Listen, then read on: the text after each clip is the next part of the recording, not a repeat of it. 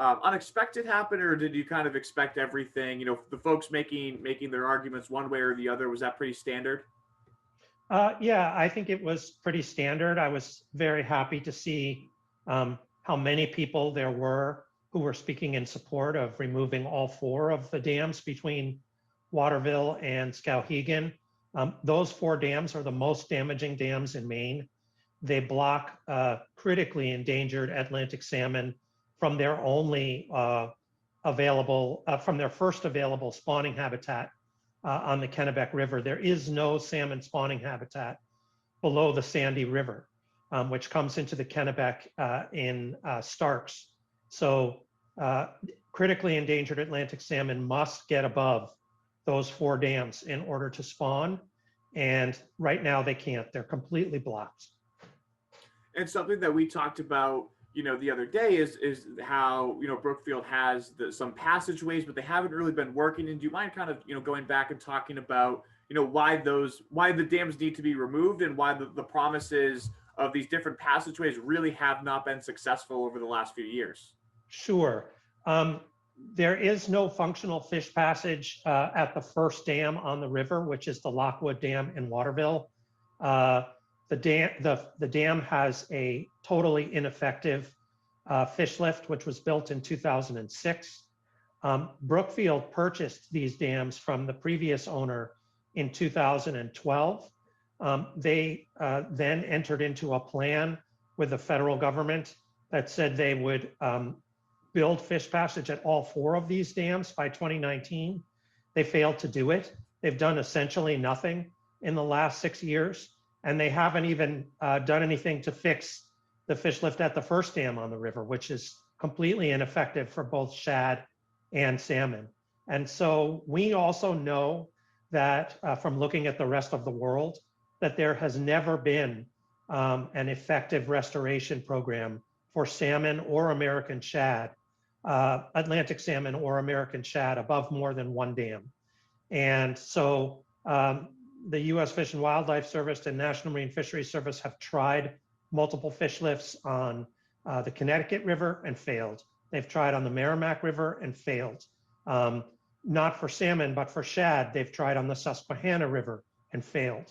So every time you see multiple main stem dams, there's just no way for Atlantic salmon or American shad to utilize the fish lifts. You know, if you pass half of the fish at each fish lift, then by the time you get to the fourth dam, you're at a half of a half of a half of a half, which is a 16th.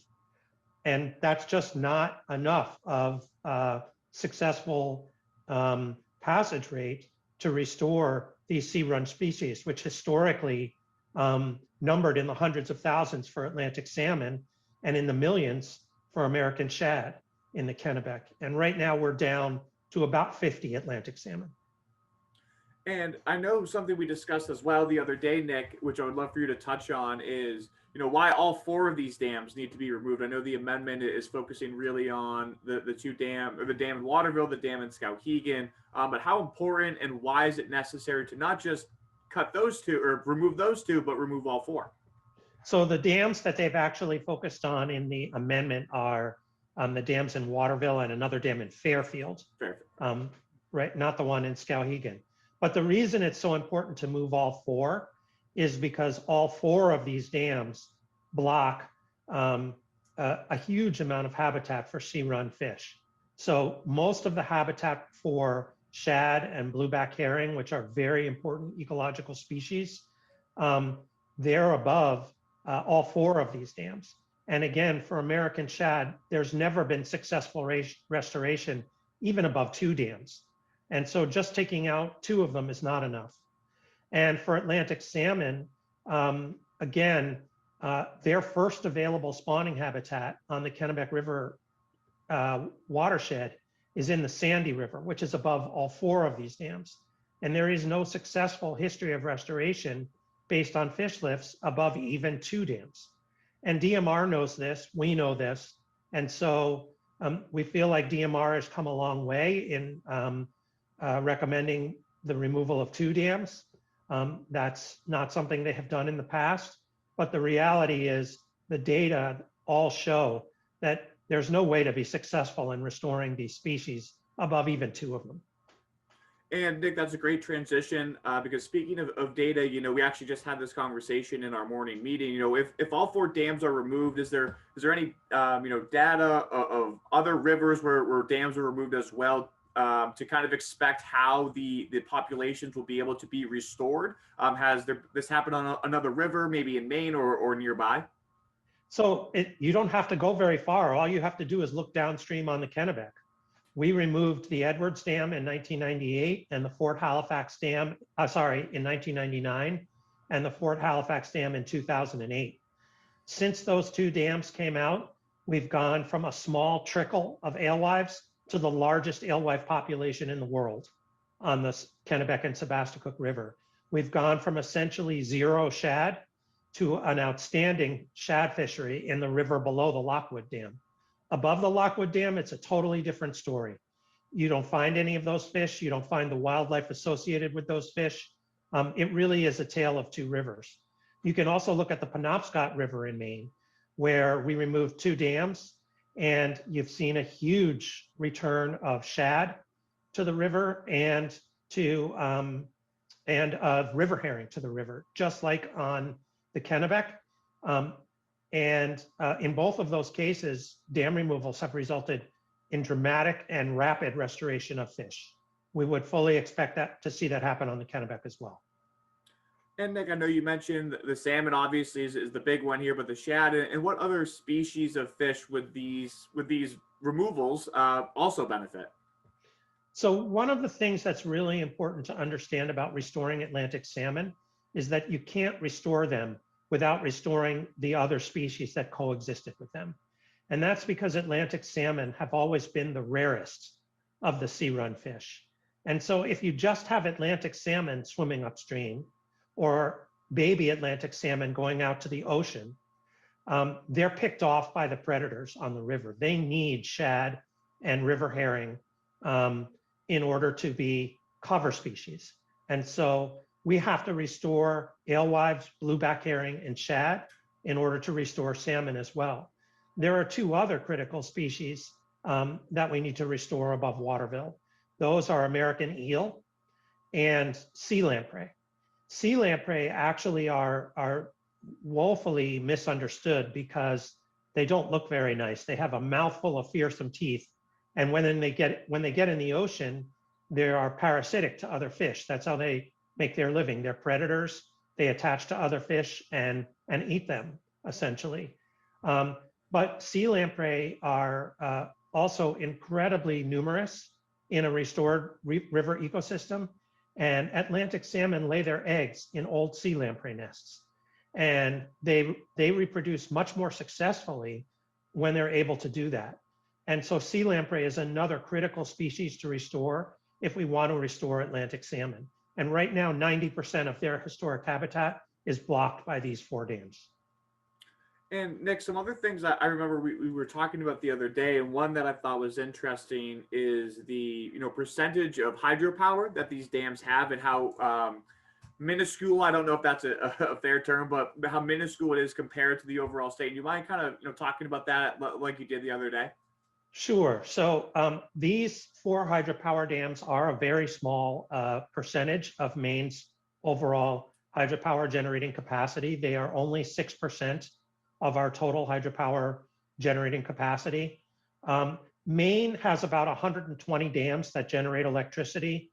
We get more than half of our electricity from 9 of them. And so we have all these small dams that generate a relatively small amount of electricity and do an enormous amount of damage to our rivers. And the trade-off just doesn't work. And these 4 dams are among those dams for which the trade-off just doesn't work. In total, they are about 46 megawatts of power. To put that in perspective, the 2 big dams at the top of the Kennebec River, which do much less damage to fish, each of those is more than twice as much generating capacity as all 4 of these dams combined. And so these 4 dams are just not necessary for our overall renewable energy portfolio in Maine. and they're not necessary for our overall generating capacity. They generate about 0.5% of the electricity in Maine. Just to put that in perspective, another way, Maine is anticipated to have about 1,300 megawatts of solar come online in the next 5 years, even accounting for the fact that solar generators run less of the time than hydropower generators. That's equal to about 5 times the generating capacity of these 4 dams. So they're just not worth it. They do too much damage to the Kennebec River. The Kennebec River fish, sea-run fish, are completely necessary for our lobster industry, for our ground fishing industry, the shipbuilding industry and fish processing industries that depend on a healthy Gulf of Maine also depend on a healthy Kennebec River. And we're just not going to have that with these 4 dams in place. And Nick, we kind of covered everything from our phone call the other day, but is there anything else that I, forgot to ask you the other day or right now that you would like to add here? No, I think that's good. Sweet. And actually, one last thing.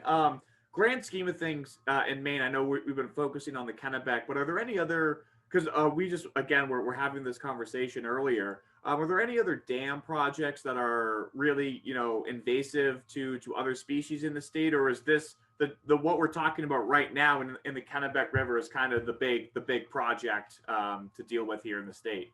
I think these 4 dams right now are the 4 most destructive dams in Maine. But there are a lot of dams in Maine that are problems. There are something like 1,000 dams in Maine, and of those 1,000 dams, only about 120 of them generate power. Many of them serve no useful purpose whatsoever, and they just block fish. These 4 dams do generate power, but again, it's a very small amount of power. Because they are so disruptive to the Kennebec River ecosystem, and again, the Kennebec historically was the most productive river for sea-run fish. It was the most productive river for shad, alewives, maybe not alewives, but shad and salmon in Maine history. Probably the most productive river for alewives was the St. Croix. But the Kennebec is definitely the most productive river for salmon. It's right in the heart of the state. And so if you're looking to restore sea-run fish in Maine, these are the most impactful, most damaging 4 dams, and they really need to go.